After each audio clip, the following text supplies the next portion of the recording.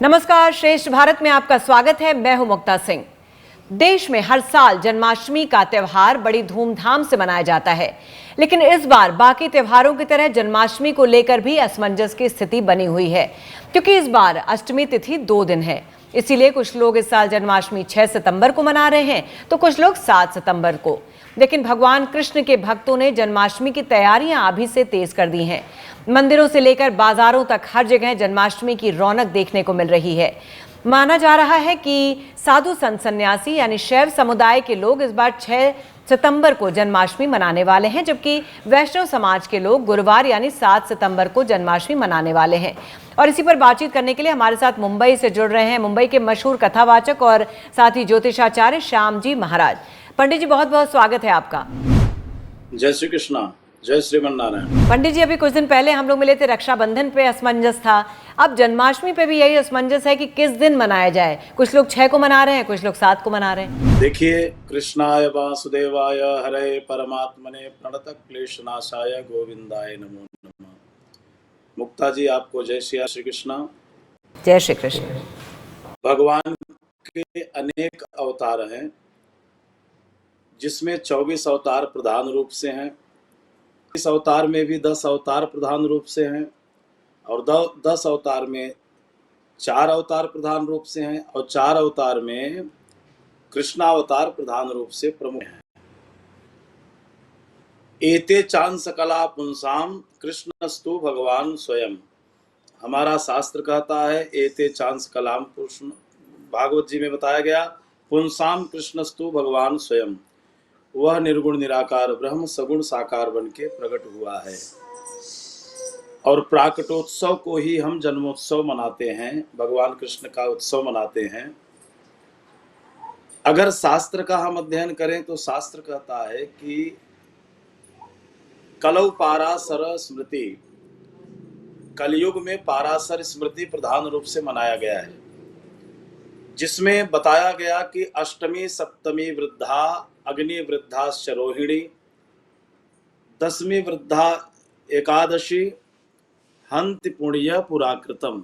इसका आशय है कि अगर अष्टमी सप्तमी से विद्धा है और कृतिका नक्षत्र रोहिणी नक्षत्र कृतिका नक्षत्र से विद्धा है, और दशमी से विद्धा अगर एकादशी है, तो ऐसे व्रत को नहीं करना चाहिए। अब हम आते हैं अपने विषय पर। जो प्रश्न आपने किया है, 6 तारीख को माने या 7 तारीख को, जरा ध्यान दें। 6 तारीख को बुधवार दिन पड़ रहा है। सप्तमी रात को 7:57 तक है, उसके बाद अष्टमी लग जा रहा है। कृतिका नक्षत्र दिन में 2:39 तक है, उसके बाद रोहिणी नक्षत्र लग रहा है। तो सप्तमी बेधा अष्टमी 6 तारीख को पड़ रहा है, इसलिए वैष्णव लोग 7 तारीख को मान रहे हैं जन्माष्टमी। पर जो स्मार्तों की अष्टमी है, चूंकि भगवान कृष्ण का जन्म अष्टमी में हुआ था, यहाँ वैष्णव जन सूर्योदय मान रहे हैं, इसलिए 7 को मान रहे हैं। लेकिन हमारे यहाँ अष्टमी को जन्म हुआ था, और स्मार्त जन चूंकि अष्टमी 12 बजे रात्रि को पड़ रही है 6 तारीख को, तो यहाँ 3 योग बन रहा है, अष्टमी, बुधवार और रोहिणी नक्षत्र। तो 3 योग के बनने से स्मार्तों का तो निश्चित रूप से, स्मार्तों का नहीं, हम तो कहेंगे कि सबको 6 को ही मानना चाहिए। क्योंकि अगर केवल सप्तमी विद्धा अष्टमी हो, तो एक बार हमें मानते कि भाई अष्टमी सप्तमी से विद्ध है, इसलिए नहीं माना जाए। अगर रोहिणी विद्ध है कृतिका नक्षत्र से, तो उसको भी मानते हम। लेकिन भगवान का जब जन्म हुआ था, तो भाग बताया कि जब भगवान का जन्म हुआ, अथ सर्व गुणोपेतः कालः परम शोभना। भगवान के जन्म लेते ही सभी काल बड़े सुशोभित हो गए। तो भगवान सभी काल सुशोभित हुए, जो अनिष्ट था वो भी नष्ट हो गया, वो भी आनंदमय हो गया। तो हमारी दृष्टि में 7 तारीख का जो 3 योग है, एक तो बुधवार दिन, दूसरा रोहिणी नक्षत्र, और 6 तारीख को जो योग है, बुधवार दिन, रोहिणी नक्षत्र और अष्टमी तिथि, इसलिए हमें क्षय तारीख को हम सर्वमान्य करते हैं और क्षय तारीख को ही हम ज़्यादा महत्व देते हैं कि अष्टमी को मनाने का। जी पंडित जी, क्योंकि रोहिणी नक्षत्र और अर्धरात्रि दोनों ही आवश्यक हैं, तो इस बार ये उदया तिथि का क्या चक्कर हो गया है? जरा एक बार थोड़ा सा इसको समझाइए जिससे आम लोग भी समझ सकें। हाँ जी, देखिए 6 तारीख को रात्रि में रोहिणी नक्षत्र भी मिल रहा है, अष्टमी तिथि भी मिल रहा है और बुधवार दिन तो है ही। भगवान का जन्म बुधवार दिन था, अष्टमी तिथि थी और रोहिणी नक्षत्र, ये तीनों का योग मिल रहा है। मेरे ख्याल से सूर्योदय को मानना इस जगह, चूंकि इस जगह तिथि का महत्व है, इसलिए सूर्योदय को माना। रात्रि में भगवान का जन्म हुआ था, तो सूर्योदय का मानना बहुत जरूरी नहीं है।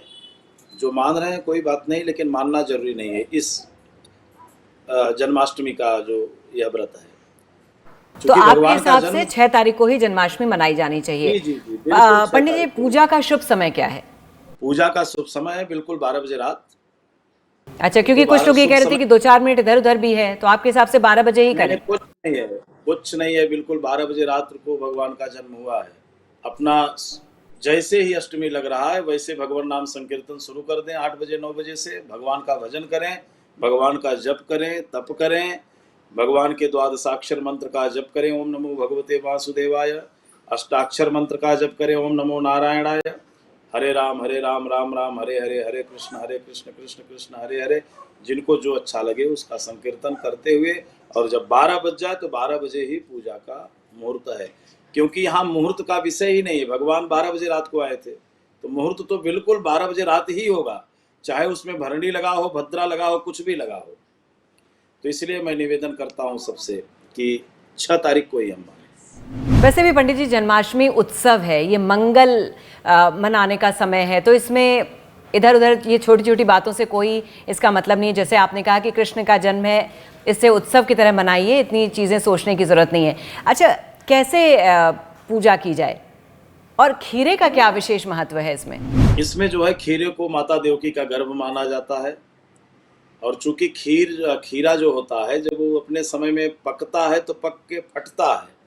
तो जिस प्रकार से माँ के गर्भ में जीव पलता है और फिर समय आने पर 9 महीने पूरे होने पर वो जीव बाहर आ जाता है, उसी प्रकार से खीरा भी जब पका है तो फट जाता है। तो इसलिए उस अपने स्वतः फटता है। फूट और खीरा ये स्वतः फटते हैं, इसलिए खीरा को द्योतक माना गया कि भगवान का जब अवधि काल आएगा, जब भगवान का जन्म आएगा तो खीरा फट जाएगा। तो भगवान शालिग्राम जी की मूर्ति उस खीरे में डालकर और रखकर उनकी पूजा करके उनकी स्थापना कर दें। स्थापना करने के बाद भगवान का संकीर्तन करें। संकीर्तन करने के बाद जैसे 12 बजे वैसे भगवान को उस खीरे से, चूंकि खीरा को गर्भ का प्रतीक माना गया है। कुछ खास बातों का ख्याल रखने की जरूरत है पंडित जी। और एक चीज और कही जा रही, वैसे तो जब कृष्ण पैदा हो रहे हैं तो जाहिर सी बात है महासंयोग ही है, लेकिन इस बार कहा जा रहा है कि महासंयोग के साथ जन्माष्टमी आई है, तो उसका क्या मतलब है?